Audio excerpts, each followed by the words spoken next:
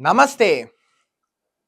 మొత్తానికి SIT special investigation team ఏదైతే సర్వశ్రేష్ఠ్ త్రిపాఠి నేతృత్వంలో 8 మంది బృందం ఏదైతే సిట్ ఉందో తాత్కాలికంగా బ్రేక్ పడింది. అక్టోబర్ 3వ తేదీన సుప్రీంకోర్టు విచారణ తర్వాత ఏవైతే ఆదేశాలు ఇస్తుందో దాన్ని బట్టి మేము కొనసాగించాలా వద్దా కొనసాగిస్తామని ఏపీ డీజీపీ ద్వారకా తిరుమలరావు తెలిపారు. సుప్రీంకోర్టు గతంలో అంటే నిన్న క్లియర్ కట్గా తెలిపింది, అసలు రికార్డ్ లేకుండా మీరు ఎలా కలిసిందని ప్రూవ్ చేస్తారు, రాజకీయాల్లోకి ఎందుకు లాగుతున్నారు దేవుల్ని సైతం, చాలా అంటే చాలా సున్నితమైన అంశాన్ని ఎందుకు ఇంత వివాదాస్పదం చేశారు సుప్రీంకోర్టు మాట్లాడింది.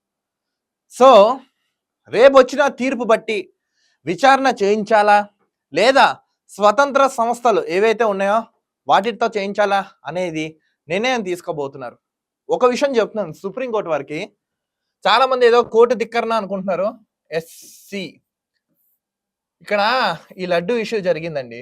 సుప్రీంకోర్టు వారు మీకే చెప్తున్నా, ఆ నందిని అంటే ఒకసారి దీన్ని కూడా పరిశీలించండి. ఈ నందిని సిఎండి ఎవరైతే ఉన్నారో వాళ్ళు క్లియర్ కట్ తెలిపారు, 2019 to 2024 we didn't supply any ghee products from our organization to TTD. Clear cut గా వాళ్ళు తెలిపారు. మీ విచారణ కూడా మీరు చేయండి. ఇక్కడ జరిగింది ఈ ప్రభుత్వం చేసిందా ఆ ప్రభుత్వం చేసిందా కాదు, మొత్తానికి అక్కడ అవినీతి అయితే జరిగిందని క్లియర్ కట్ గా తెలిపారు. సుప్రీంకోర్టు వారు ఒకసారి మరి పరిశీలించండి, లోతుగా దర్యాప్తు చేయండి. అసలు ఎవరు చేశారు, ఎక్కడ చేశారు, ఎందుకు చేశారు, ఎవరి వల్ల చేయవలసి వచ్చింది, దీని వెనకాల పాత్రదారులు సూత్రధారులు ఎవరు, రాజకీయ కక్షలో భాగంగా ఏమైనా దేవుల్ని వాడుకుంటున్నారా లేదా లడ్డు టాపిక్ తీసుకొచ్చి సున్నితమైన అంశాన్ని మొత్తం రచ్చ చేయాలనుకుంటున్నారనే విషయాన్ని లోతైన విషయంలో లోతుగా దర్యాప్తు చేయండి.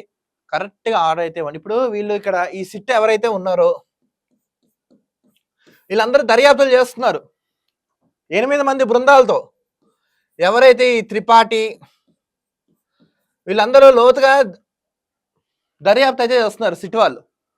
కానీ కొన్ని చోట్ల జరిగినట్టు ఉన్నట్టు కొన్ని ఉన్నాయని క్లియర్ కట్గా తెలిపారు. నేను అందుకే చెప్పేది ఏంటంటే,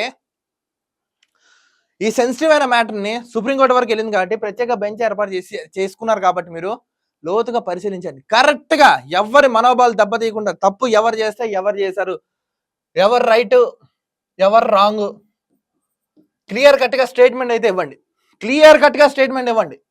స్టేట్మెంట్ ఇచ్చి ఒకవేళ ప్రూవ్ అవుతాయి ఎవరనేది ఏంటి అని వీళ్ళందరినీ చట్టరీత్యా యాక్షన్ అయితే తీసుకుని కఠినంగా అంటే కఠినంగా శిక్షించవలసిందిగా మేము కూడా డిమాండ్ చేస్తాం. దయచేసి సుప్రీంకోర్టు వారికి తెలిపేది ఏంటంటే, ఎటువంటి రాజకీయ నాయకులను కానీ రాజకీయ పార్టీలకు మాత్రం దయచేసి వత్తాసు పలకకండి, తల ఉంచకండి. ఎవరు తప్పు చేసినా తప్పే.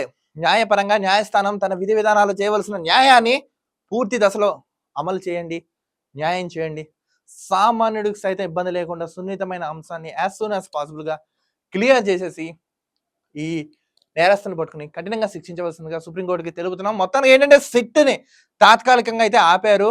సో ఏదైతే ఎల్లుండి విచారణ జరుగుతుందో ఆ విచారణ వచ్చిన దాన్ని బట్టి సిట్ చేయాలా లేదా స్వతంత్ర అభ్యర్థులతో అంటే ప్రైవేట్ ఏజెన్సీతో ఏమైనా ఎంక్వైరీ చేయించాలనేది క్లియర్ కట్గా తెలుపుతామని ఏపీ డీజీపీ ద్వారకా తిరుమలరావు స్పష్టం చేశారు. చూద్దాం ఏం జరుగుతుంది. కానీ ఏదైతే ఒకవేళ ఇక్కడ ఎవరైనా తప్పించుకుని ఏం చేస్తున్నావు, దేవుడితో పెట్టుకున్నవాడు ఎవడు బాగుపడిన వాడు అయితే లేడు.